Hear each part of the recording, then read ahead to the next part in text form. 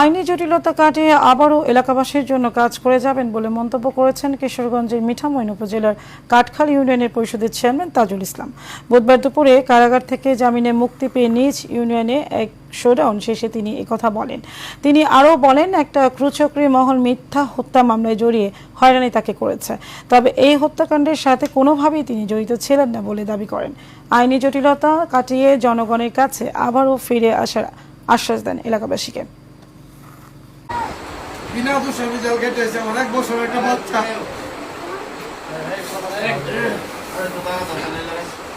এই 24টা দিন আমি জানি এবং আপনারাও জানেন যে এই ঘটনার সাথে আমি আমার পরিবার কোনোভাবে জড়িত ছিলাম না। হয়তো কিছু মানুষের তাদের যে মনের আমার প্রতি জিদ ছিল, এই জিদের কাছ থেকে করছে। আমার অপরাধ একটাই, কাপচালের মানুষ আমার ভোট দিয়া চেয়ারম্যান বানাইছে।